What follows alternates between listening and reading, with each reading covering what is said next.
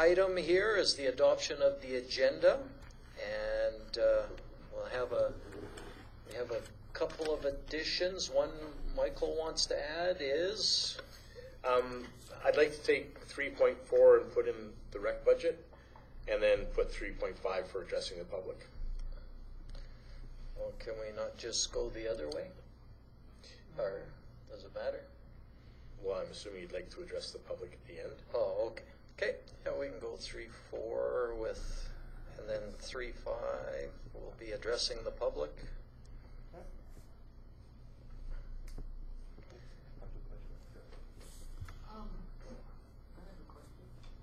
Okay. So, are we only gonna do library? Can't hear you.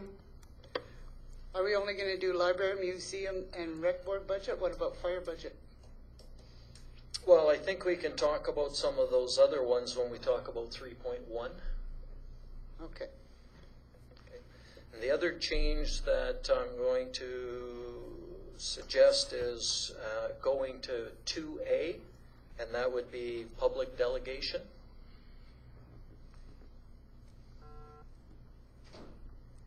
Anything else?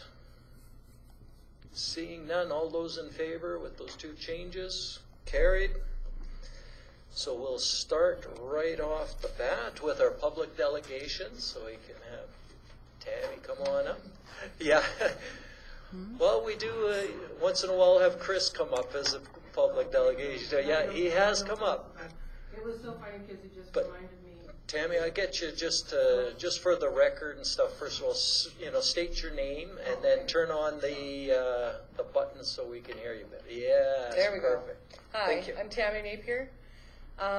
Chris just reminded me I'm just like Mrs. Trump because I'm trying to build a wall.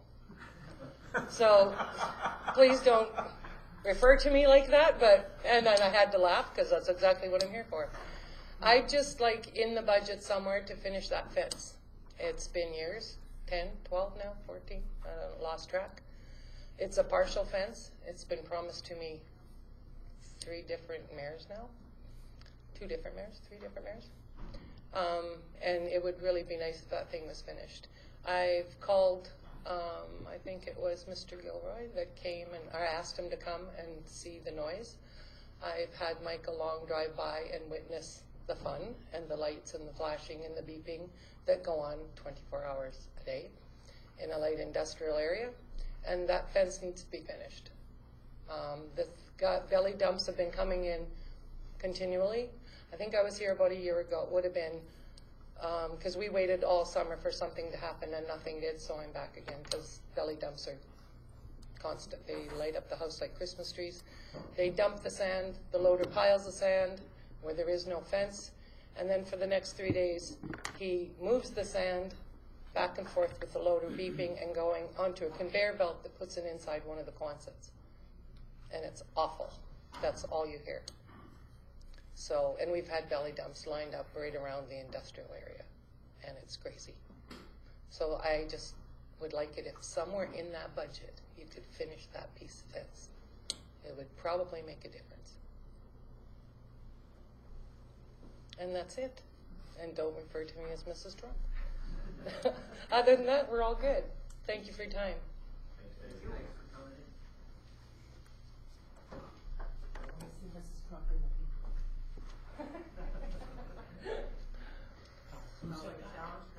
Yeah.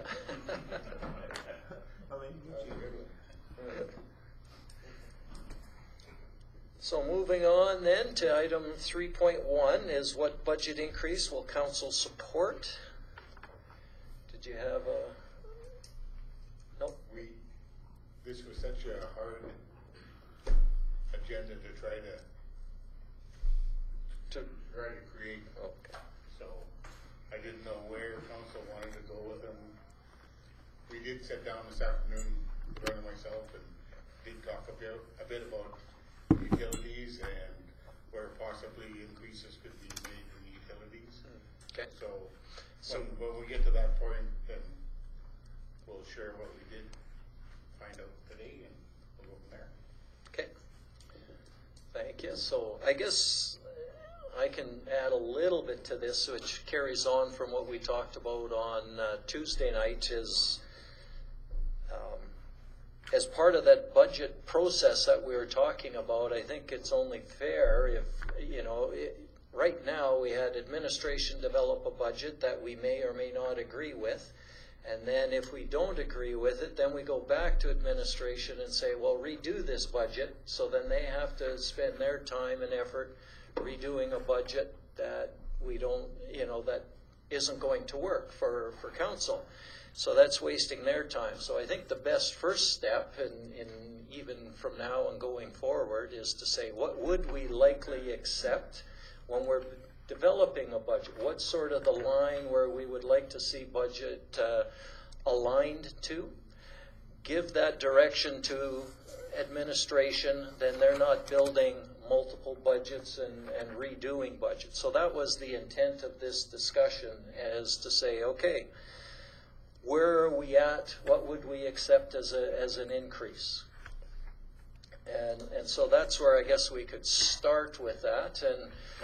And maybe, I'm just trying to think of the best way to do this. Maybe we can just sort of go around the table once and everybody can just give their thoughts on what they think what they would see as an acceptable increase overall. I'm not talking about one particular budget or another, but just as an overall increase, and go from there. Would somebody like to start? I'll start. Okay. I would like to see 0 increase in all budgets. I think we need to start cutting, whatever it may be, and cut back. So like a 0, and one thing, just we know that with inflation, that a 0% increase is going to be a decrease in the budget because of there is inflation at 2 or 3%. We know that, so just want you to think about that. Okay, but I believe that there's some services and that we're offering that we don't really need. Okay. And we can, Yep. yep, okay. Do you want me to continue on with that, or? I think at this point, let's find out what people are looking at, and then if we want to look at a 0 or a decrease, then we have to have those discussions on where do we think, and we also need to find out from administration where they think that we can do some changes. Anyone else, or who wants to go next? Councillor Danaka. We've been, some of us have been in this position for a term in some, and I'm not, we're a small municipality.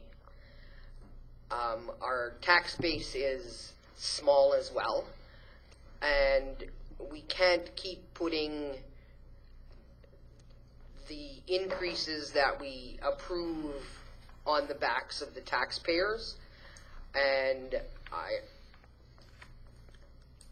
sitting in the back of my head is the comment made by Councillor Rose regarding the budget that was presented and the sustainability as we go forward. And it concerns me that an accountant basically told Councillor Rose that if we keep going as we're going, we will not be sustainable. And I don't want that. I want High Prairie to be sustainable. I want High Prairie to thrive, and I'm not sure that we can afford some of these increases that are coming on our plate that we're going to be facing. I don't know if at this point we need to seriously look at some cost-cutting measures that may be severe, but in the long run, I think they have potential to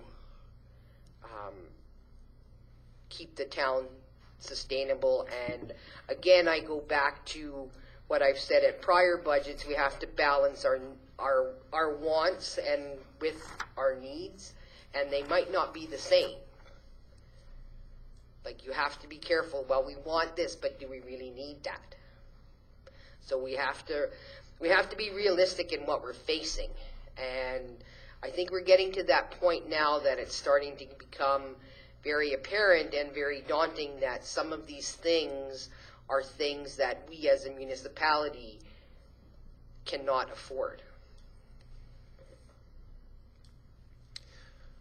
So if you were to say, what percentage change would you sort of support? At this point, I don't really, we don't really have, I don't know what the libraries, honestly, I missed their budget meeting, so I don't know what the library is asking for as an increase. I know what the museum is asking for.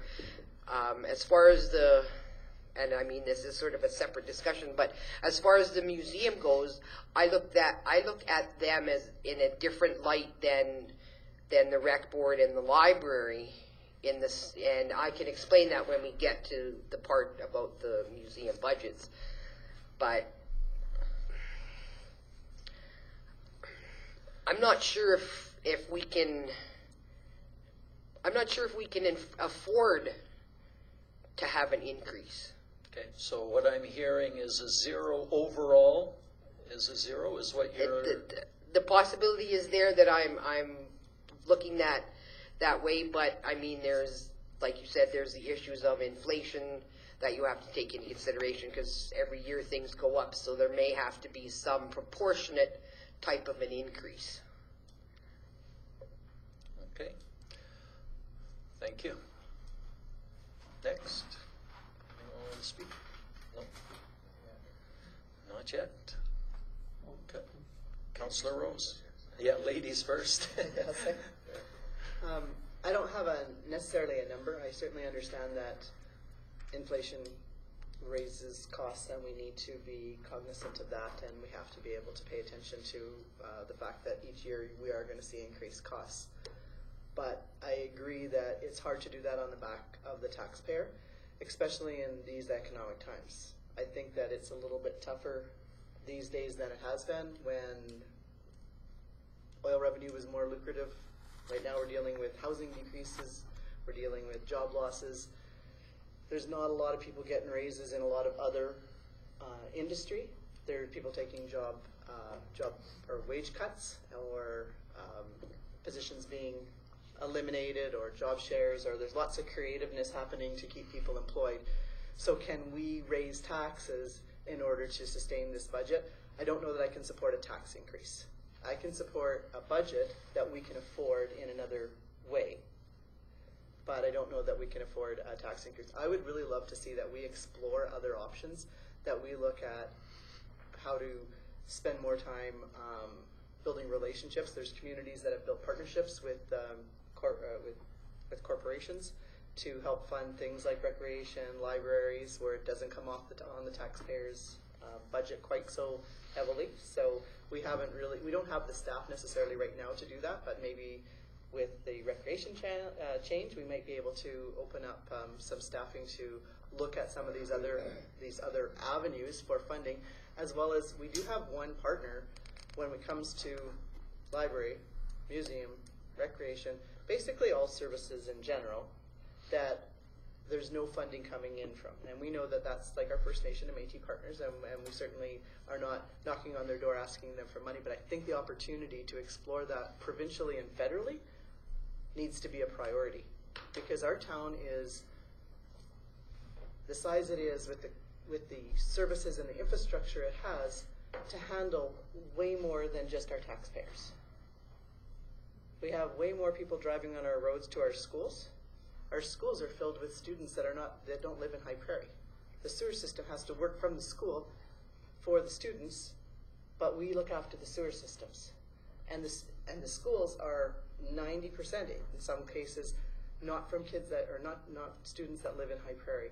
So I'd like us to be able to address this, and I feel like we're so busy just trying to go from thing to thing to thing that we never really get the opportunity to address that issue, that maybe there's some other funding opportunities. Maybe there's the opportunity, like Wood Buffalo, to be declared a specialized municipality with specialized status that might qualify for other funding. I'd like us to dedicate some time to the fact that we are a unique municipality with 900 taxpayers and probably 25,000 people using our services. All right. I would support increase if we can find it somehow to support it without it being on the backs of taxpayers each year. Because I still do think that our taxes are on the higher side. I mean, they're much more average than they were when we first came in, and we have seen some reductions. But when I look at, looked at a comparable property to my property in BC, and although there's other factors that are contributing, my taxes are, I don't know, maybe $4,500, and this one's $2,800. So a substantial difference in tax dollars. Councillor Gilroy. After talking to a couple of small businesses in town that have actually laid off people because Christmas was not as good, I was thinking more of what our mayor gave to us. I don't know how many meetings ago now, because we've had so many of these. The 2018 comparison of municipal tax rates for towns in northern Alberta with populations similar to High Prairie. You gave us this because we were looking for reserves in millions and stuff like that, what we had. Interesting enough, for the residential rate, we were the second highest. Fairview was only higher than us by 0.04. Non-residential tax rate, we were about middle at 14.40, which was above the average. Equalized tax rate, we were the highest, though we had the best in reserve in millions, and we're about middle of the road for debt in millions, yet we're still over the average. That tells me that when you're looking at these, and this is Beaver Lodge, Fox Creek, Sexsmith, Grimshaw, Athabasca, Valley View, Fairview, and that. Okay, that's the ones you gave us. That with, especially what I was hearing today, I really would agree with Councillor Stenhouse. We really can't rate, if we're going to even look at rates for our utilities, we can't do both. We cannot raise both. So I'm for anything that will keep our taxes at where it is now or less. Okay. Terry had her hand up. First thing I'd like to address is the mill rates, tax levy rates, whatever terminology you want to use. I addressed that in the newsletter last month. I was hoping that council would have read it and understood it. I'm still trying to explain it to residents and to people so that they have a better understanding of the mill rates. You cannot compare mill rates from one community to the next and expect it to be comparable in regards to whether we have the highest or the lowest. It depends on the assessment. The mill rate is only a balancing factor. You have to look, as Councillor Rose said, at houses that are comparable in one community or another. Should stay in Alberta, not compared to BC. But you have to compare the same house. The house I'm in, for example, in this town is worth approximately $200,000. That same house, if I had it at Pigeon Lake, would be $450,000. My taxes would probably be about the same, but because their mill rate there is only 4.5% or 5%. The mill rate is just the balancing factor. The same house in Tabor would probably only be costing me $140,000. But again, my taxes would probably be between $2,000 and $2,500. Same thing. You have to compare the house because the value and the assessment of the house is what is important. The mill rate is just the balancing number used for comparisons. You can't compare just the mill rates without taking all the other factors into consideration. And I really caution council about that. I have in the past, and I'm still going to keep pushing it. Please keep that in mind. Okay. Did you have something, or you're? Yeah, I just want to comment on what Terry just said, because I, for one, contested my taxes last year. So when I come here to talk to the assessor, they told me that, well, my house was the same as the house next to me. And I said, nobody's been inside my house. So how can the assessment, this is what I can't figure out, is how do they assess all these houses by just driving by and taking a picture? No one has been inside my house or the neighbor's house to compare to see the furnishings inside the houses increase the value of the house. So I have this issue with these assessments, that they just drive by, take a picture, yep, that's what it's worth. Do you want to answer that? Okay. I can partially respond so that council will have a better understanding. The biggest factor that assessors use is development permits. As soon as somebody takes out a development permit to build a house or to do major renovations from the outside, not inside renovations that aren't structural in nature, but that's what we send to the assessor right off the bat. Every year we send all the development permits to them. They base the assessment, the change in the value of the house, based on those numbers. If somebody does a major renovation and doesn't let our development officer know, doesn't let anybody else know, the assessor's not going to know. Unless the town is told and can pass that information on to the assessor has no idea. He'll go with what's on record so far. And that's the numbers he used. We did have a few other people contest their assessment. The assessor did go to their house and go inside and reevaluate it, either higher or lower. So if you really want it to be reassessed, they will reassess it from the inside. You have to make an appointment, and they come into the house and do it with you. And Judy, I don't know, were you here when they did the sort of workshop on assessments and how they come up with that number? When all those people were here? No, we had a little workshop on how they come up with assessments and that. So No, I can't figure out how they can compare all the houses without going through them. and a lot of what they base it on is what did similar houses sell for in your community in that area. And it's if it's that area or a similar house, so what year is it, what size is it, is more what they're calling similar, right?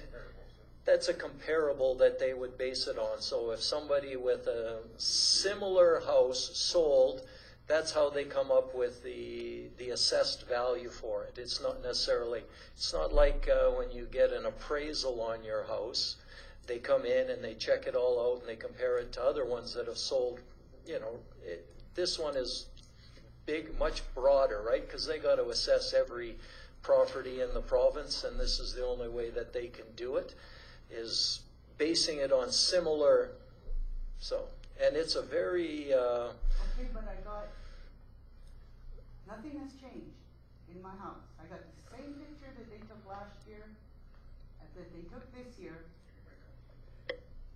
But my assessment went up $20,000. Yeah. Nothing's changed. But you know why that is? Is because other houses in High Prairie that are similar to yours sold, and they sold for more money than they sold the year before. So if you were to go sell your house, this is their statement, now you would have got $20,000 more, even though you did no improvements or changes to your house. Your house is just worth more money based on what's been selling in the real estate market over the past year. You made no changes, but your house is worth more money. I find that hard to believe. It's like I just find it hard to believe. everybody wants their assessment to go up, but the taxes to go down.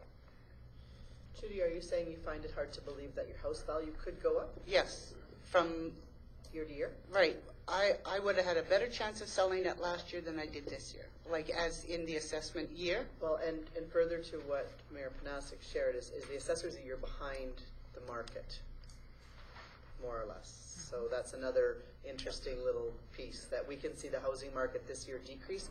Our assessment may go up, and then next year our assessment will go down. So that's another thing that's kind of hard on our brain, is the way that those numbers work. He will be a year behind. But traditionally, yes, you can sit with a house in High Prairie, buy it 10 years ago, and it's worth 40% more 10 years later. So you will see those increases, but not necessarily every year. And you're right. If you watch this year versus last year versus next year, you will see decreases and increases different than you'll probably see on our assessment. Okay, who would like to go next? Okay.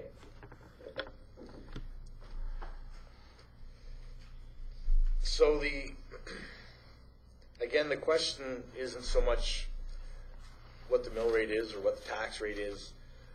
Those things follow a certain pattern based on assessments and those types of things. Where we can make a difference is where we maximize our spending dollars and if possible, reduce our spending. And it might mean that in order to have a reduction in costs, we look at hiring freezes, we look at wage freezes. Better to have a wage freeze than looking at reductions in staffing. The question needs to be asked. Are we top heavy? Do we need to reduce staffing? Is the only way to save us financially is a wage freeze? That's one thing that you need to ask yourselves. And the cost side of things, when we look at the enhanced policing, it's one that I always look at. It's $100,000 right off the bat that we could save. Now, there's a process to that, and we wouldn't be able to implement it until next year, and possibly have to go through our joint committees and intermunicipal. But regardless, that's one thing, one way of reducing our costs. We can look at increasing our user rates for waste and garbage pickup, I believe. It's a bit low, and we've got room for movement there. But you're right, we can't have both. We can't have a tax increase and start increasing our utilities or whatever that we think gas rates, which again has its own process in doing.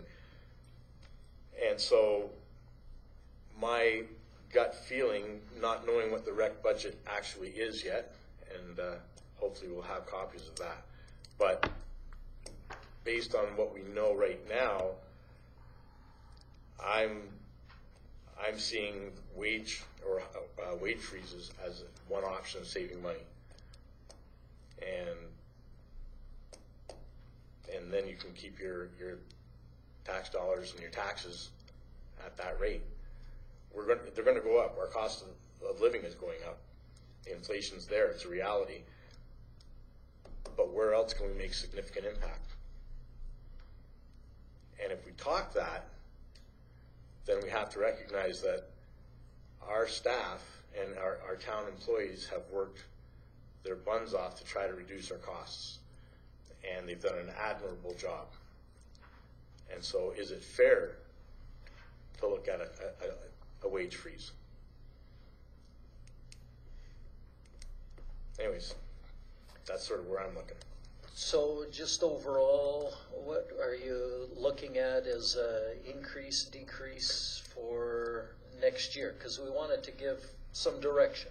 I'm just looking at what your sort of number is for this year. I would say that, again, it's the spending that we need to look at, and everything else will follow. But I would like to see a whole status quo, if we can, keeping in mind the cost of living and inflation. All right, thank you. Can I just ask a question of Councilor Long for a second? Absolutely. Councilor Long, you were talking about wage freeze. Were you talking about cost of living wage freeze, or were you talking about saying that they cannot go up a step? What exactly were you talking about for wage freeze? I'm just trying to define it in my mind. So how else are we going to maximize our dollar but by putting a wage freeze on? So that would mean that they would not go up the next step for some of them? Okay.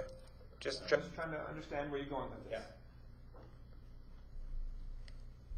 Okay. Councillor Corley?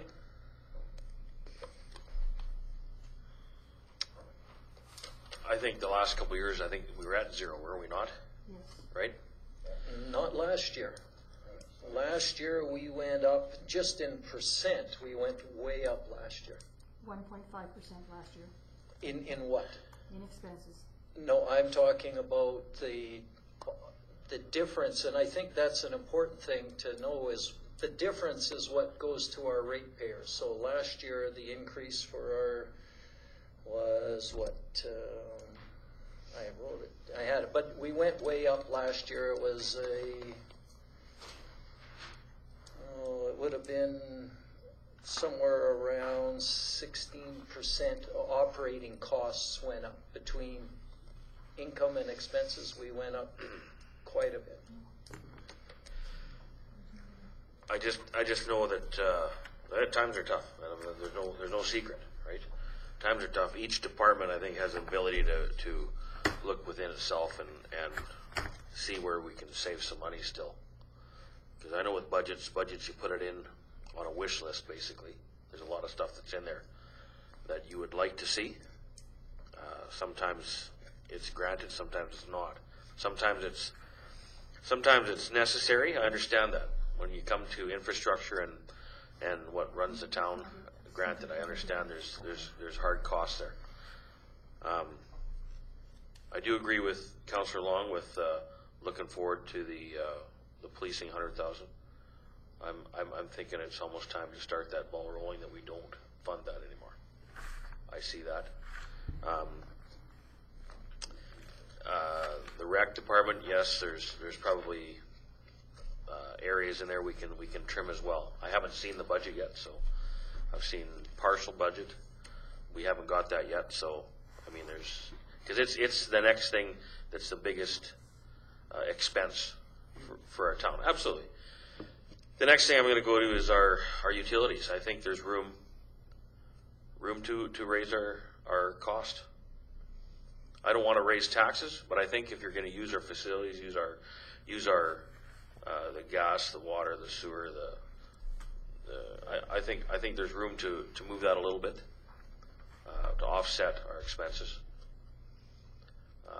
I know everything I'm touching right now, I'm getting charged extra for everything. There's expenses rising everywhere in everything we touch. So, I mean,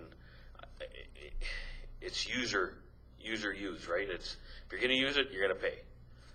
And I think we have the ability to offset a little bit of our raised budget to offset that. I know you have to be careful with what you do with that, but on the other hand, it's still an ability for generating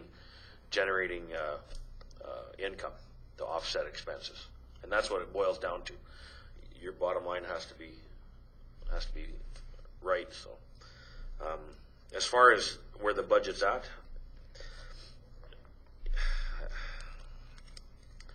I think it's one of those things where historically you're going to have that percentage rise no matter what, because expenses are higher. To say zero, you're going to put yourself into trouble, which we've done the last couple of years. I know what you said, we've rose this last year, but we're still trying to hold the line, and things still went higher, right? I see it as something that we can maybe trim back individually in some departments. Some other departments you can't, like I said. But all in all, it's pretty close in my mind. But like I say, we can maybe offset with some of the other expenses with maybe some rising of the costs if we can. I don't know. I know we're regulated in some of the areas there, but that's my feeling. Okay, Terry had her hands up. Just to address the comment about the fact that the budget had gone up that significantly last year, it was correctly held steady for 2 or 3 years in a row. Last year it went up. The expenses went up only 1.5%. The taxes went up significantly, about $300,000, $400,000 of what we levied against people. But what you have to stop and consider is that the majority of that was from 1 or 2 businesses, and it did not affect the ratepayers. So saying that it went up 11 or 12% it doesn't really count because the individuals did not get that 11 or 12%. That went to one or two major businesses, and that was it from their assessments that had gone up. So you can't really compare it to what your taxes or my taxes went up. Because mine, I think, they went up, I think, $5 a month or $6 a month or something like that. That's all they went up. And most people I know, it was very, very small also. So the total dollar amount that was levied, if we take out those two businesses, I bet you it's pretty well the same, pretty close to that 1.5% of the budget that went up. If you also stop to consider the 2019 budget that was presented to council, included the $45,000 increase from the library and the museum. It included a $50,000 increase almost from the recreation, and we still kept it at only just over 1% increase of expenses from 2018 budget to the 2019 budget, just over 1% for expenses. I think that is something you have to consider. Leaving things as they are, it's only 1% as it is. We also do not know what our assessments are going to be for next year. We may not have to increase taxes, even if we raise this, let's say 5%, just throwing numbers out there, okay? We increase the budget by 5%, and taxes might still go down. We do not know what the assessments are yet. We will not have that number till the end of February, and that'll make a big difference. So there are new businesses in town, there are new houses. Maybe that'll make a difference. Maybe it won't, I don't know. But we cannot compare the budget with the tax rate increase yet. We don't have those numbers. You're only having half the equation, half the numbers right now. You can't compare the two yet. Okay, I'll add in my 2 bits into this. When we're talking finance, 2 bits, you get it? Yeah. Yeah. All right, that was bad. Yeah. When it comes, and when we're talking with Terry, and we've heard that, it's that we only control the expenses, and yes, that's what you have the most control of. I get that. But I think the other part that we have to think about is that it's the operating costs is the difference between how much we bring in, how much it costs to operate, and the difference is our operating costs. And that's, for me, that's the number, that operating cost is the number that our ratepayers have to come up with the money to make that difference up. And that's the difference that I've been looking at when I talk about the increases. That's the difference. From 2017, our operating budget that we had approved was a difference of, it was 2.2 million. And in 2018, it went from 2.2 to 2.6 million. So it was $400,000 in a year to operate the town. That was the difference. And 400,000 over 2.6 million, or over 2.2, which it was before, is over, was a 15% increase. If you look at it in percentage-wise, 400,000 over that is a fair amount. And then we're looking at, for the upcoming year, the difference now is 2.9 million. So it's going up almost 700,000 in 2 years. That's a 29% hit to our ratepayers. And yes, there's things that are going to come into that and will help to balance that. But as those things keep going up, that worries me about sustainability. I'll let you talk after. So that's sort of where I'm coming from when we talk about increases. It's that net increase that worries me. It's not just expenses, it's expenses and it's income. So we need to look at both of those equations. We've got some ideas on where we can save, some operating costs and some expenses, and I'm sure administration could offer some up and, things that they could find there too.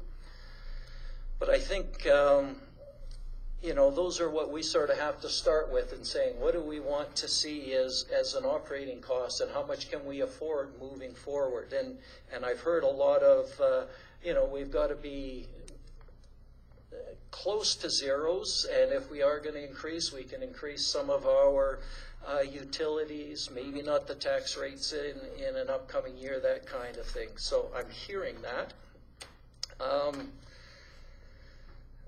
I don't have a problem, like I know it costs more to operate, right? Like everything's going up, but when it costs, you know, inflation is say 2.5% over the last year, why would the operating costs between us have to go up more than the inflation rate?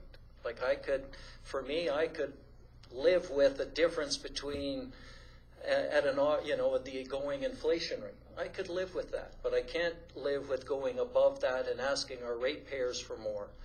And not that, unless we're giving more services, like if we're going to increase services or something, then we need to say, okay, we're increasing because we're adding this. But I haven't seen what we want to add that's an increase in services. And we have to be very clear on those.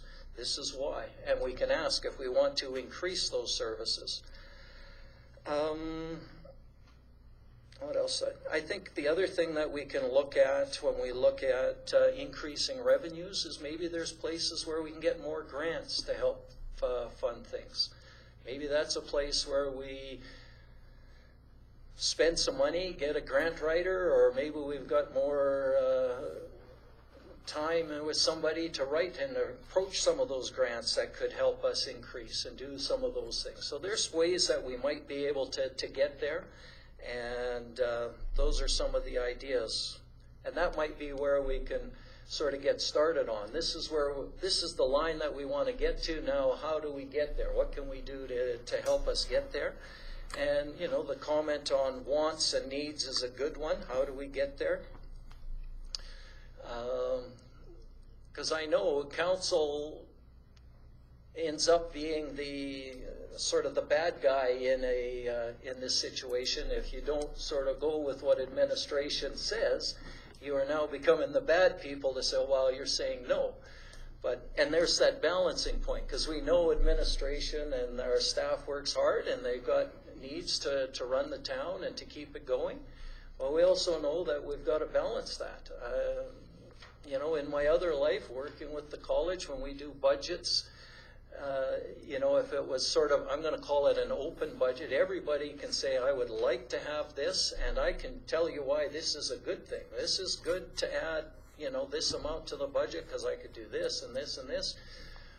But at some point, somebody's got to be the bad guy to say, well, we don't want that, or we don't need that at this point in time. So somebody has to do that and say no to these, and I'm going to say in a lot of cases that ends up being council working with administration, right? Because they know what they need more than anything else, more than we do in operating those things. So, you know, that's the tough part about budgets, and it should be, I would like, and I'm hoping with this policy it'll get us working more together than sort of butting heads a little bit, which I feel like we end up with in this. It's a teamwork of saying, okay, this is where we want to get to. How can we get there and make this work?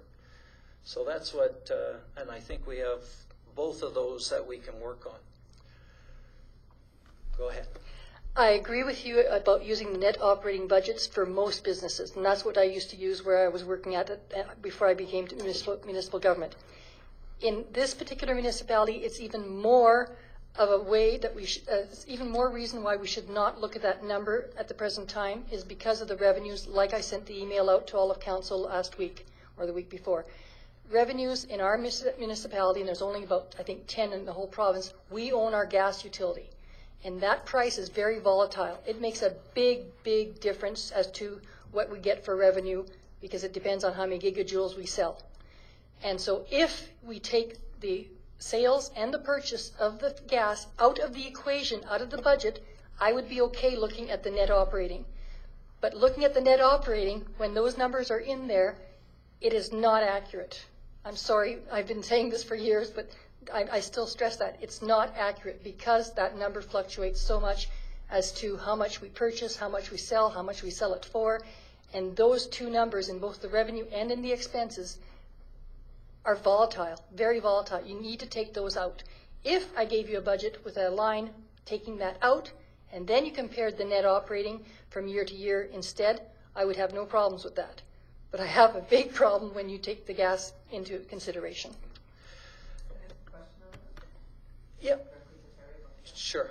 So regarding the gas, isn't our gas utility mostly profitable? Definitely. So why then take it out? Like, right, because of the cost of the expenses? When you sell 300,000 gigajoules, your expenses go up, but so do your profits, Okay. right? And if it's a warm year and you only sell 200,000, your expenses go down, but so does your profits. So are you guys saying the budget increase of $700,000 from last year to this year was gas? Over the 2 years, a big portion of it is because the price of, I think, went down $2 a gigajoule or $3 in that time period. But we do make it up in revenue, so that's why it's kind of skewed, right? Yes. Okay. And so, like I said, if we take that number out, it would be a lot less skewed. And if it's a warm or cold year. Yeah, for sure. We need cold winters. Oh, here's cold. All year. I think one of the, and I really appreciate where administration's coming from, because you don't want to run into a deficit. And I get that. It looks bad when you run into a deficit. So you're very, well, not liberal, you're very cautious in your income estimates. And I can understand that and I can appreciate it, but I think we've got to be a little more realistic in our numbers. And I think that if we happen to get into a deficit situation, we need to create a contingency fund so that, all of a sudden we've sort of reached and went a little bit over our budget. Then we can dip into that contingency and not worry about it. That we want to be a little bit more realistic in our numbers. I mean, every year when I look at the revenues that have been predicted, we always exceed them, but we're still we underestimate the revenues. But I think if we simply, in this current budget, if we simply upped our estimates on income, and realistically, now I'm not saying just go, I'm going to balance this because I'm going to raise these up, but I mean in a realistic manner, basing it on the last couple of years, I think we could be balanced at the same number there. It's not, it's not that much different. Yeah, I don't think we're way off, but I think with a contingency fund, so that you don't have to stress of being over your budget, right? And so if gas happens to be a little bit, revenues are down 1 year because it's a warmer year, well, we have a contingency to cover that $100,000 or $200,000 difference, and we won't die or live or die on that. But we've never, since we've been in council, been in a situation where our budget and what we have remaining is that close to the line. And I can take some of the blame for that, because Terry and I are both in the same mindset when it comes time to forming the budget, that we're conservative in doing that stuff. Yeah. But when we're too conservative, then our ratepayers are paying, and then they don't need to be, right? Like, we have these reserves, and then and not that reserves are bad, because I know we need them, and we need to build up our reserves. We're only putting away, 1/3 of our amortization right now, and we could easily bump that up to being 50%, and it probably is a good thing. And with our, but I'm just saying that's not a bad thing. But we're able to afford all of the capital so far that we're needing at this point with the amount we're putting aside and the amounts that we're getting from our county partners. So we're able to sort of meet our capital needs at this point, and we need to look at that carefully going forward. But we need to look at our operating budget so that our income tax asks, property tax asks, don't keep going up. In regards to revenues, just so that the general public is aware, the reason that we were quite a bit higher, there's a few different things. For example, we estimate a certain amount of interest on the monies that is sitting in the bank in reserves. And as you know, interest rates were very low for quite a while. Last year and the year before, they were significantly higher. Like even going from 1% to 2% doubles the revenue. And so we did have a significant $40,000 or $50,000 more. Yay. But you can't count on that. We don't know if that rate's going to go up or not. That's why I have to be conservative and leave it at 1%. In terms of rent, we don't know that we're going to have all the upstairs in the Moose Tooth building or the other half of this building rented out. We figure about a 75% occupancy. We cannot guarantee that we're going to have all of them all the time all rented out. So again, we try to budget for 75% occupancy. If there's more, it's a bonus, but you can't count on it. Little things like that. There's in terms of the fee that franchise fee from ATCO. People used a lot more electricity last year than they had the year before. That's why we had such a huge increase compared to what we had budgeted. So it's all these little things. We're not being ultra conservative. We're being a little bit conservative, but not ultra conservative. It's just we had bonus, so it's extra. It's a good thing. And it's always good to have more than what you had planned on. And that money does go into reserves. So in future, when we do need to build something or do something, we don't have to increase taxes to the ratepayers at that time. We do have the money in reserves. Okay, just going around, what I'm hearing, and correct me if I've missed the boat somewhere, but I've heard that we want to sort of hold the line in taxes. That from everybody in terms of operating costs at this point is the whole. So I guess, if that would be it doesn't have to be, we held the 2018 budget, but we're saying, okay, let's come back with a budget that's going to be sort of at around a zero. If it's not, what is the difference? I think there's some room where we can make up some revenue once we start talking about utilities and stuff like that. And in my mind, I'd like to see that increased revenue go into the reserves for those utilities so that we're getting close to what we as a council had wanted to do. So I don't want to see that as being a way to balance the operating costs or the taxes, because we want to get to a true cost accounting on those utilities. But getting closer there, that's my viewpoint. But if we can come back with a budget that says, okay, this is how we can get closer to zero, maybe some of it's being less conservative on revenues, maybe some of it's cutting back on some of the wants and not the needs, and come back and see if we can get closer to that at this point. And go from there. I mean, for me, I don't mind seeing even a slight increase because of inflation, because we know things have gone up, and to have a slight increase for me isn't a bad thing, but I don't want to see as much of an increase as we saw on the proposed budget. Are we all sort of on that line? Yeah? And then maybe once we have those, I will let administration take a look at that. And then based on that and what you come back with, I'm thinking that we can then take a look and say, okay, there's some areas that we just cannot cut for whatever reason, because you can only cut so far, and then it's either cut that service or you just can't cut it anymore and still run. Like I think to use an example, at the college, we cut back so much on a program, but you get to a point where you can't cut it anymore unless you cut the program. There's nothing left on that skeleton. There's no meat left to cut on it. So you either get rid of the skeleton or you have to fund it at that point, which you have to live with. And I think if we can get to there, that would be good.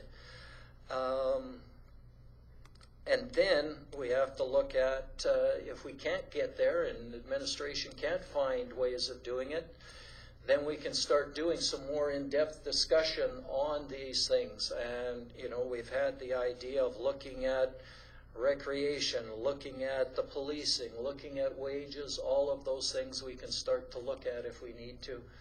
And I see that as being a meeting where we sit down and say, okay, where did administration get to? Where are we at? And go from there.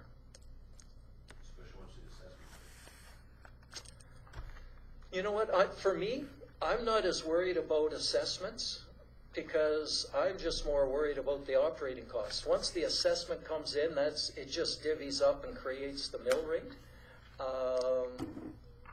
But I would just like, for me, our operating costs shouldn't go up more than the cost of inflation unless we're increasing services. For the same services, we know that there's a carbon tax. We know that wages have gone up a little bit, but you're paying more for other things, but at some point that should be the cost of inflation. And so it shouldn't go up any more than cost of inflation. The basic operating costs, unless we're adding something to our mix. And I don't know if we are, right? And that's what we have to look at. And if we are, maybe we can cut on some areas and add to another one. Councillor? And that's sort of my concern without having all of the information presented to us. And that, of course, goes in regards to the rec board budget. The recreation department has to have that budget for us to see so that we can make sure that if we are going to vote on a 1% increase or hold the line or whatever it is that we come up with, that the rec budget doesn't come around behind us and bite us in the arse because we didn't see it coming, because we don't know what's in it.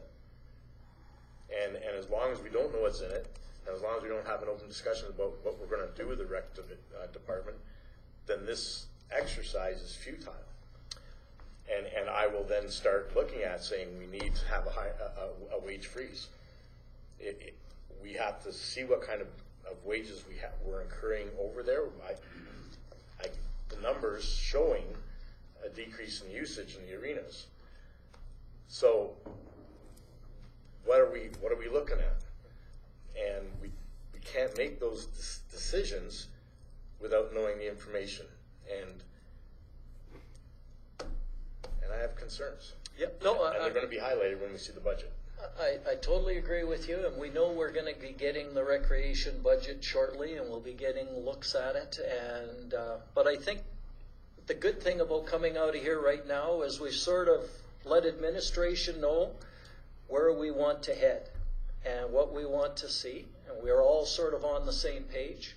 So that's where they're going to have to rework the budget, come back with something for us based on where we would like to see this go.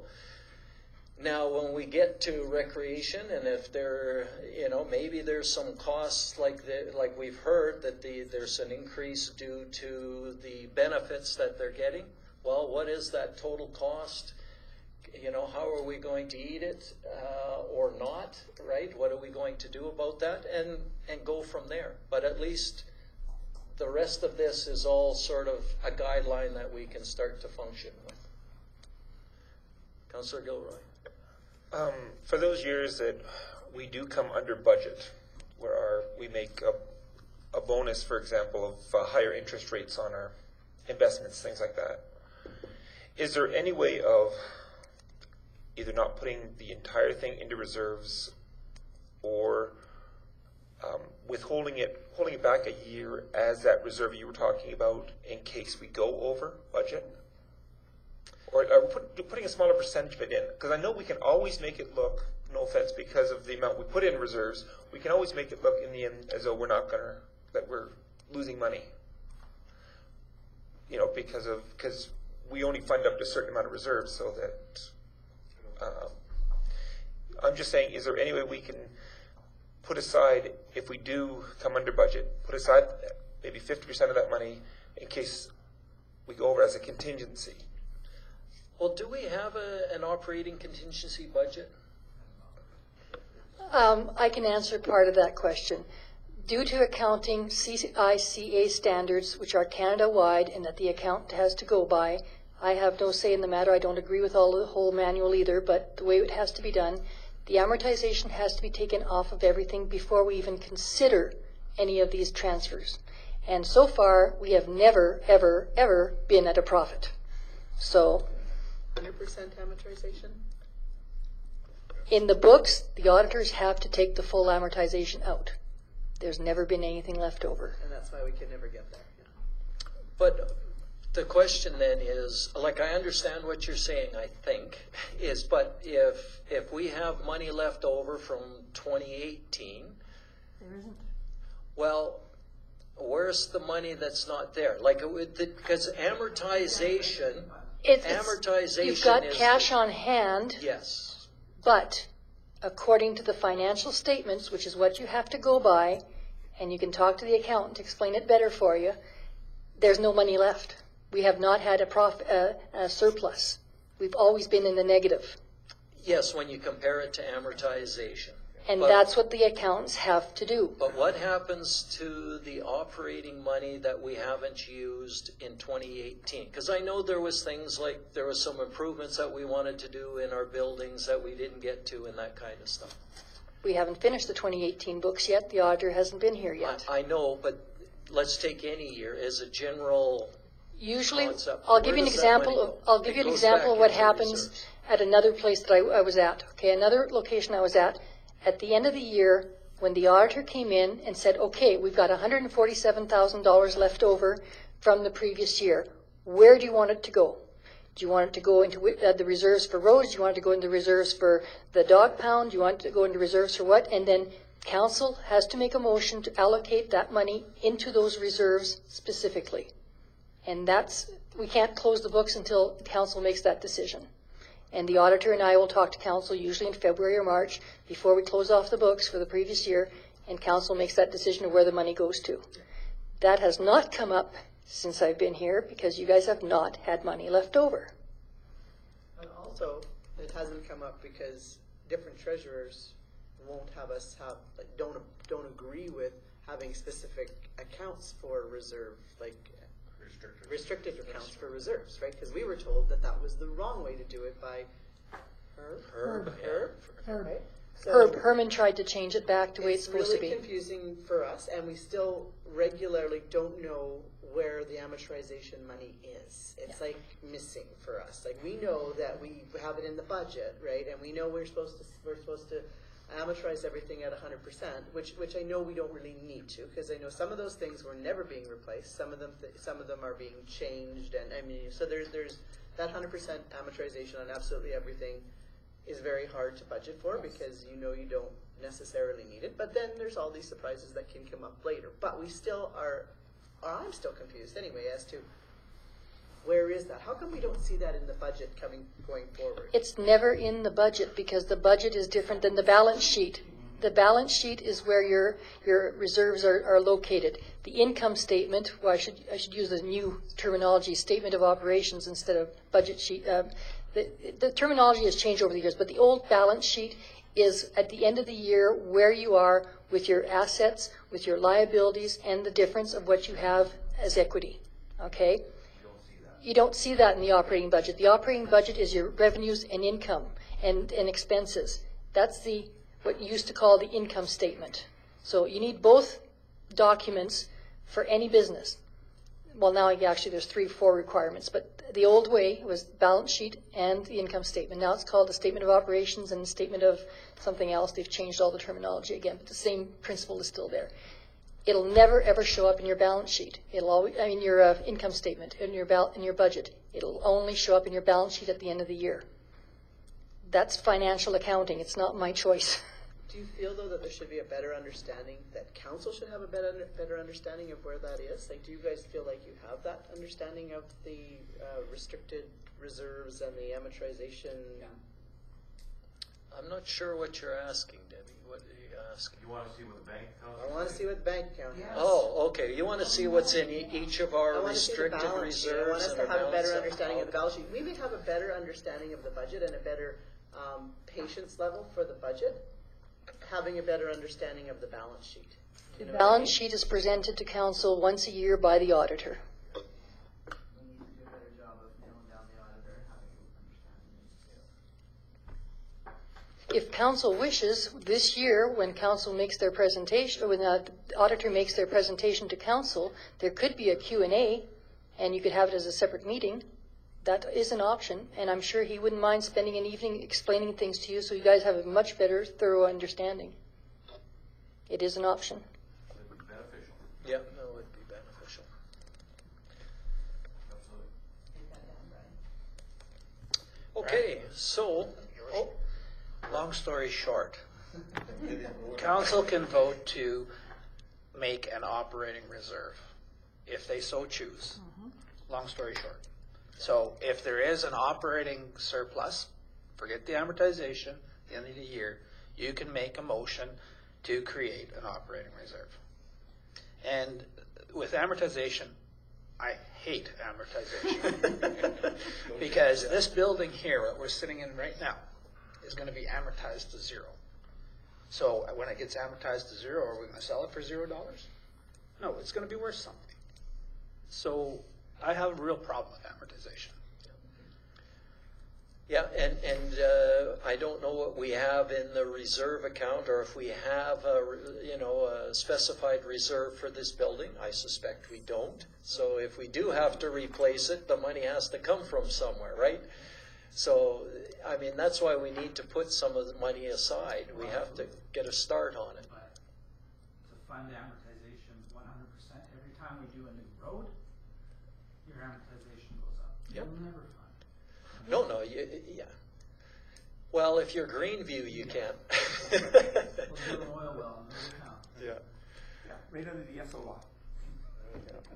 Okay, so I think when we look at agenda item 3.1, I think we have dealt with that one, unless there's anything else to add. Okay, so we know that, I guess what we're saying, Brian, is once we get the recreation budget and everything, and you guys get a chance to look at the budget, to come back to us with a new proposal. And then we can go from there and have whatever, more discussions that we need. But you have sort of a direction that what we want to see there coming out. Just a little bit of tidbit on, I asked Corinne to do a little bit of research on it. The average residential tax bill. What's that? You were going to give them the quiz on. I'll let council think of this, and then I'll ask the question later on. What do you think the average taxes are in High Prairie? The average for the 900, just about 827 residents that we do have, houses that we do have. residential properties. What do you think the average taxes are? No, what's the average through the whole town? I know it's not my valley. Not following. What are the average taxes? You take your house, Arlen's house, all of our houses. What's the average? What's the average? What's the mean average? What's the mean average of, if you took the 800 and And what was just it? residents, not 827. 827 residences. What do you What's think? the average? What's the average? No, more than that. Bingo. $2,237. So you know how much taxes you're paying on your house, where you're at with the means. And 22 is actually fairly low. I don't even get Providing that's what your bill is, but mine is more than double that. She's helping keep the average. But the values of our homes in High Prairie are substantially lower than a lot of other areas. And we don't have a lot of new home construction. So when you take a look at what High Prairie is residentially, that doesn't surprise us. And that's part of our challenge. If we had a whole bunch of brand new subdivisions and your homes were, the values were double, of course our assessment would be higher and we would have less of a challenge, right? We don't have that,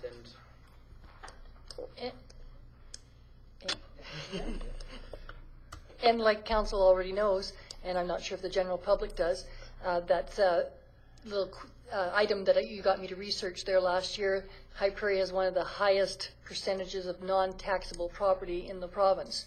At 35% of our properties are non-taxable. That's extraordinary. And so it's on the backs of the others that have to pay and make up that difference. And what percentage of that is government owned out of the 100% that you're talking? I think it's 90, I think you told me it was 96% government owned. We do pay taxes. And we pay them well. Okay, let's move I on. still say tax the hospital for not tearing down their old hospital. 14 acres.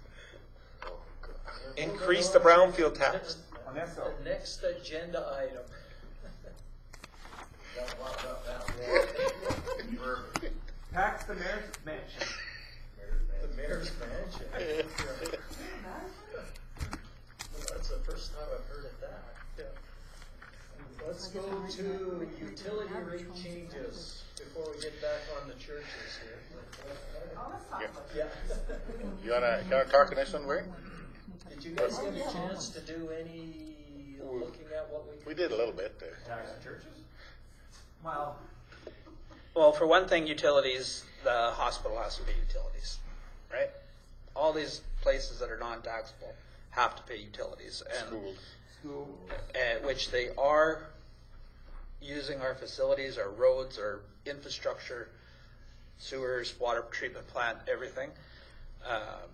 So if you decided to raise utility rates, because we haven't raised our water rate in probably 3 years, there's a place of increased revenue, and everybody pays. It's also a place where the individual homeowner can conserve. So and it's user pay, as Councillor Courtley said. We did a quick comparison to some of the other communities around, Valley View for being one. It's $25 for the first 2,200 gallons, or 22,000 gallons. Slave Lake is a flat rate of $26.43 and $1.53 a cubic meter above that. So their base rate, our base rate is $13 plus $2.96 per cubic meter. But if you take Slave Lake's base rate and our unit rate on an average home, their utilities, your water utility is higher than what our average is for water. And right now our water is cheap. Yes, it is. We also know that we need to increase the rate of our garbage collection to get that to be in cost recovery. So whatever we need to do to get there, we need to increase that rate. Peace River charges a $4.98 per cubic meter water charge, and it's the same on their sewer. So whatever your water meter reads, you pay that in your sewer charge, plus a $7 flat rate on each of them. And are also looking to raise the costs. So that's just something that we quickly did this afternoon for this. The one thing I'll caution though is the way our sewer rate is set up. If people start to conserve water, which will drive up our expenses there, sewer's tough to cut back on expenses. And if they're conserving, our sewer revenue is going to go down because we base it upon water consumption as well. So that's just a caution for that. But I do feel that there's room for the water rates to be increased. To what percentage? That's council's decision. Councillor Courtley.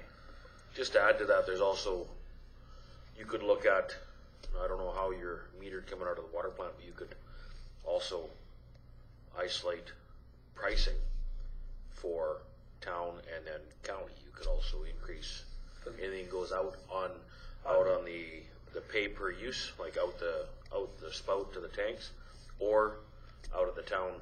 You could have a different rate for that. There is already at a different rate. I know, but you could. There's room to move under on that as well. Under the Utilities Act, if you wanted to increase just to the co-ops, you can do that as well. But each co-op has to be treated the same. Absolutely, no, fair. And as far as our gas goes, our gas is profitable and is reasonably comparable to Prairie River natural gas. They're almost the same now. Ask a question. Go ahead. So our gas utility is pretty well cost recovered, including amortization. Absolutely. And our, but our water utility is not cost recovered. So the taxpayers of High Prairie are subsidizing water for everybody. Amortization only. So we're subsidizing water right now for the county residents. I wouldn't say that we're subsidizing water for the county. Don't want to really create a big issue, but I mean, it is a challenge because I mean, I do feel like. Because they are funding. Turn your mics on. Our funding capital, so it's a dicey situation there, right? But our water utility is underfunded because of amortization only. We make a profit if you take amortization out. So it's how much you want to fund amortization, and you'll never balance that on your water rate or taxes or anything. Because we're going to do $1.8 million there this year. They're going to depreciate that over 20 years. Amortization's going up in water. It went up last year. And that's why amortization is not a nice, it's an evil to small municipalities. The way I look at amortization is this is sort of, it's just the guideline to help you know how much you should be putting aside when you go to replace it. Because you know things on the water treatment plant are going to need replacement, like what we're doing this year at 1.8 million. I mean, we know those kinds of hits are coming up, so you do have to put money aside for those sorts of places. And that's what it is. It's a guideline. So when you get there, you should have some money set aside, and that's what we need. That's the good thing about amortization, is it gives you some guideline that this is how much you should be looking at saving, because it's going to hit you at some point in the future. Buildings, not so much, but you look at a vehicle. We know that vehicles are going to depreciate, and you're going to have to get rid of them and buy new ones. So I can see, we need to amortize those and we do amortize those in a shorter time frame than we would the water treatment plant. But those are all, it's not a bad thing. It's just we can't put aside enough. We can't put enough in reserves to get 100% across the board. But in some things like our utilities, it would be nice to try to get there to make it true cost accounting. Just sort of further in my understanding, I like the idea of cost recovery utilities and potentially user pay increases here, because that then the actual people that are using services can pay for them, because a lot of, and you made that point, a lot of those people are the non-taxable properties. And I don't know, the one thing that I sort of understood now after the hospital showed up is we get to pay for the road and the curb and the sidewalk, which came out of our capital budget. But then it becomes infrastructure to the town, which has to be amortized. So it increases our budget because we have to amortize the roads and the curbs and the sidewalks. And the only way we can get any money at all back from the hospital is through utilities. We can't get any of that back, but it's forced an increase in the budget, and it's exactly going to happen when the college comes on stream. So we're going to have a brand new building that's going to have pavement, well, I guess the sidewalks may be there, but like whatever we do out in front of that building becomes our responsibility. I mean, we're very grateful that we got the amount of money that we do get from the county for infrastructure, but that's only been the past few years. I mean, the town hasn't had that money for years, and they've had to be able to keep the infrastructure up. So on the backs of, the churches and the hospitals and the schools that use all of that infrastructure, I'd like to see that we look hard at making it a user pay situation. Okay, so Councillor Gilroy. This has nothing to do with the churches. Okay, so you relax there.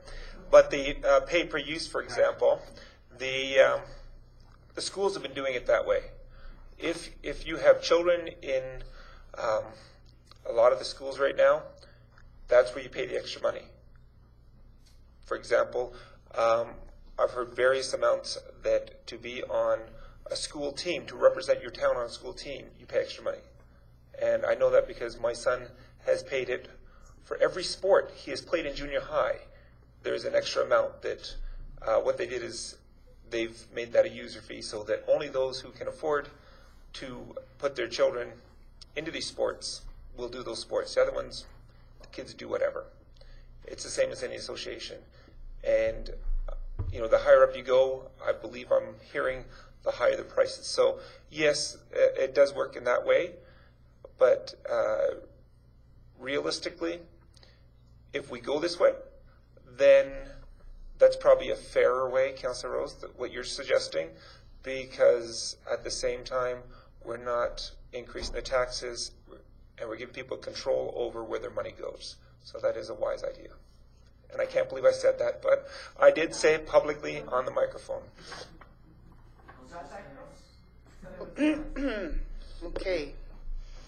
So this isn't going to, I don't see this going in the vision that I had. When I said cutting services, I'm talking about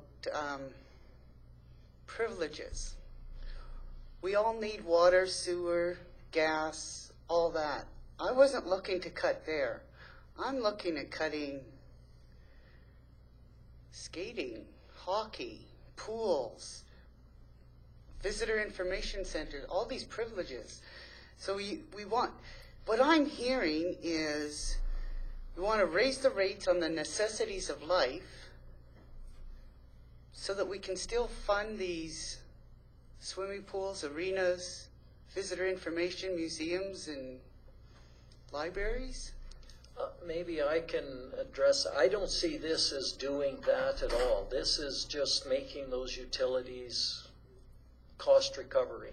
So that when we're asking for tax dollars, we're not asking for tax dollars to subsidize skating.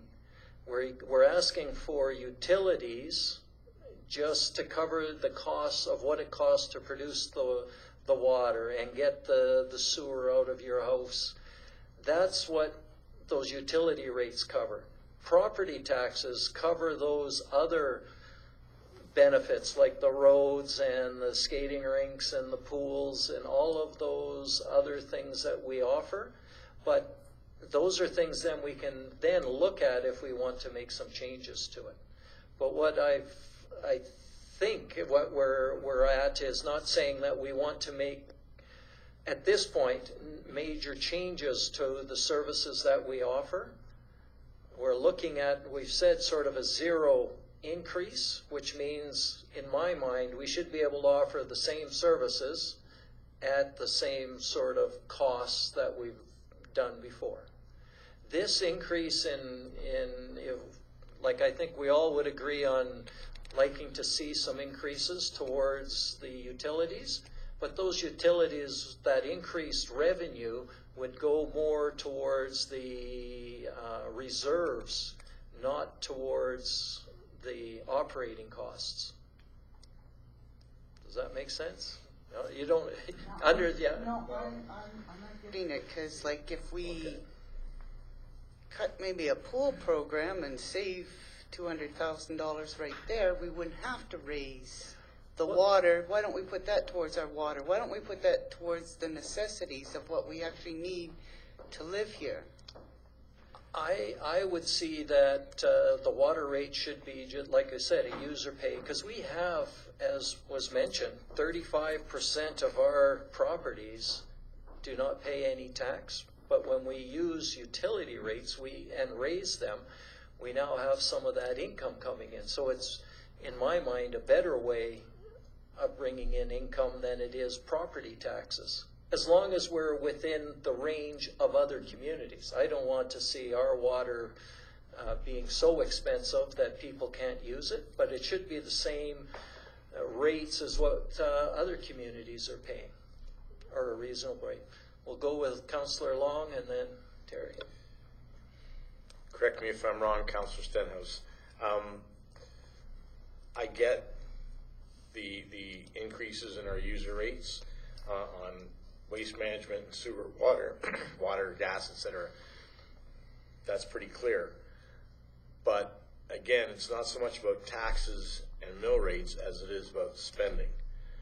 And so if we can reduce our overall spending costs by reducing the amount of hours that one particular arena is open, or how long the pool is, maybe we need to look at 3 1-month shutdowns throughout the year to help minimize the costs on the pool.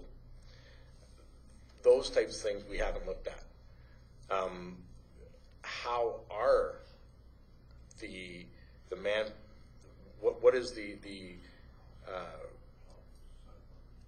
manpower cost at the arena, for example, where it used to be 4 people running it, now it's 10, I believe. How many people are working at the arena now? It depends on how many part-time. And so those are some of the hard questions that we need to ask. And I know that there are people here who see the benefit of having both arenas open and see the benefit of all the people who use the pool for the different programs. But can we afford it? We can break even. We can massage it and break it even numerous different ways. But maybe it's time to start looking at the wants and the needs and realize that the wants of having 2 arenas opened up constantly may not be the best thing. Yeah.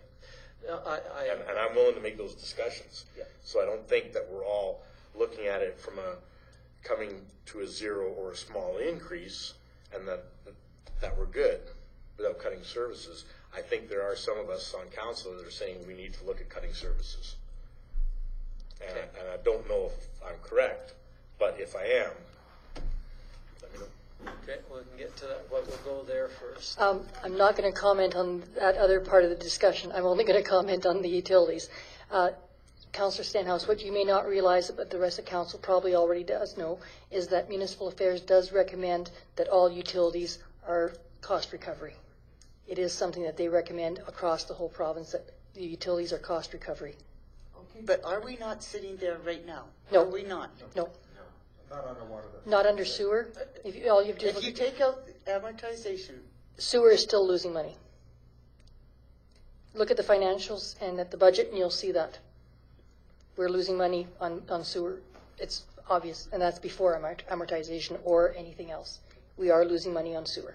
And the province wants to see amortization included on those utilities too. When you talk about the cost of operating it? I just want to make it clear, when I said cutting services, no way did I mean as in the basic necessities of like water, sewers and stuff. I'm talking about these privileges that we're having in town here. No, like 3.4. No, I'm talking about 3.4. the Taj Mahal fire hall that we have. Yeah. Okay, so we were getting a little bit off topic because we were on utility rate changes. And I guess the message that I'm hearing from council for you, Brian, is we'd like to get utility rate changes and bring some ideas back to our council on what you would make recommendations for and why. And that would be great if you can bring that back to us fairly soon, so we can look at that, because we know we need to advertise well in advance, so we'd like to get those. Yeah, we'd like to get that started as quick as we can. So I'd ask you to bring that back in the next 1 or 2 council meetings if you can. Okay, moving on to the library and museum budget. I have the library budget and the information on it if you have any questions. Well, I'm not. I guess in my mind, why I wanted to see this put on is the library and the museum are separate entities now, and all we have said to them is, well, not now, but they're more or less separate entities, and we've said, well, you're not getting any other funds. At this point, because all we approved was funds the same as last year in our interim budget. They have put in requests. They had some good rationales for some of their requests. Do we want to look at those requests individually now? Do we want to just treat them like all of the other departments and said, this is what you're going to get? And leave it at that. That was my question on the library and museum budget. Not to sort of review them right now, but are we going to be saying to them, this is where we are at, or are we willing to look at their specific requests differently? The one thing you have to look at is, that's the reason I asked Councillor Long about wage freezes, because the majority of their ask when it comes to wages here are steps. They have made other arrangements to send less people to the conferences they have to go to. In fact, they even took away voluntarily. People gave up taking the honorarium to go. Different things like that. So when it comes to, as I said, that's why I asked about Councillor Long when he said wages, because that's the majority of what they're asking is step. And that's what we did with our CAO and that, according to what I was told or reminded of today. And one was also, the Peace Library System also has a rotation on computer systems that makes it so you don't have to buy all your computers at once. They rotate them, and so that's been implemented. There's a couple things that, well, I'll let Donna say more since she's... No, oh, okay. It's got nothing to do with the library, or you were on that committee, you have their budget. So that's basically, they cut things out where they can, and they've taken a lot of information that way, and they've even been able to fund 2 new positions for First Nation workers, fully fund them through grants. So it doesn't even count all their workers in there. That's what I was told, and then some of their programming comes through that as well. Regarding the Indigenous community outreach workers, that was from, I wouldn't necessarily call it a grant, it was from the government to get the Indigenous communities, to have them be having a library available to them. That was funded by the government through PCLS. They were given X amount of dollars based on how many First Nations are within your service range and stuff. So it wasn't a grant that the library got itself. It was funded through PCLS from the government. But Tracy went after that money to show good faith that they were trying to raise and be accountable for the funding. They've done a good deal in that way. Did you have anything more? That's not my understanding. My understanding, it was Tracy didn't apply for the grant. Tracy told me this morning that it was she did that. So well, it was what she told me. It was from the government through PCLS, and it was filtered through there, and then maybe Tracy applied to PCLS, and some of that money was dispersed from PCLS. Councillor Rose. Did you have an initial question or initial comment, and then you got library? No. So are you asking whether or not, because I'm on the other half of the library review committee, are you asking, does this council want the library and the review committee to present their findings and the increases so we have a better understanding? Or are you suggesting that we if we say we're saying no increases, then that's what we're saying is no increases. Go back to the library and tell them that they're governed by the same brush as everybody else. Yes, I guess that's what I'm sort of asking is we need to be able to give them some direction. And either we have two choices I see. Number one is we treat them the same as what we're treating the other departments in the town and saying 0%, make it work somehow, right? And we know that they've got some challenges there. Or we're going to treat them because they're much smaller than the town differently. And what I mean by that is if we say, for example, to the town, which has got all of these departments, they can move funds from A to B to make and to balance everything. At 0%, they have some flexibility in maneuvering. When you're a relatively small organization, there is very little flexibility in how you can make these things work. So we may want to look at them differently and say, okay, we'll look at them separately and come up with and say, okay, we will support a increase of blah or an increase of this for them.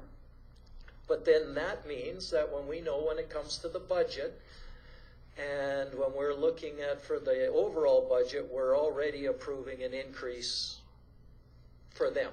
So do we want to treat them differently or do we want to treat them the same? Because they are kind of different, but in some ways they are the same, right? If council looks at page 38 of 40 on this, it almost shows that they come back with a zero increase in their budget. The only increase difference was approximately $14,000, which $11,500 of that was the audit that the council had requested them to do. So,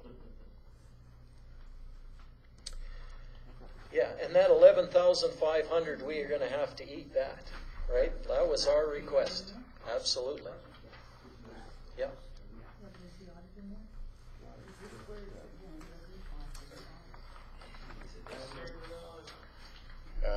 It wasn't necessary, but that's what council wanted to see. So maybe there's a question we go and revisit that again. Do we want that audit? That's what I'm saying, and that's what I'm asking. Is that necessary now that we've seen and know the books and know The Library Act. Fine, it is. The Library Act designates that the library does not have to have an audit. All they have to have is a approved financial statement, which they submit every year to the town. But it was brought up by the treasurer that being that we fund that organization, we have the onus to ask them for. Just hold on, you guys. We've got so many people talking and running around here. We'll just hold on and then we'll let Donna finish and then we'll take a little break because I know we've been at it a while and then we can clear up this and then we'll get back at it. So I'm going to let Donna finish. So basically, it was brought to our attention that the library hasn't had a financial audit in a number of years, since 2007, I think you said? Before that. Well, no, we've had a financial, because I sat through it with financial people. So I think it's since 2007 anyway. It's been a while since they actually had one, so the town has the ability to request that of them. And because it's requested of the town but not needed by the Library Act, the town has to pay for it. Okay. And it is a separate line item in our budget sheets, but not in the library's $215,000 ask. It's not included in their ask. Let's just take a little bit of a break right now, and then we'll get back into these after a short break, and then we'll go from there. I'll let you go once we get this.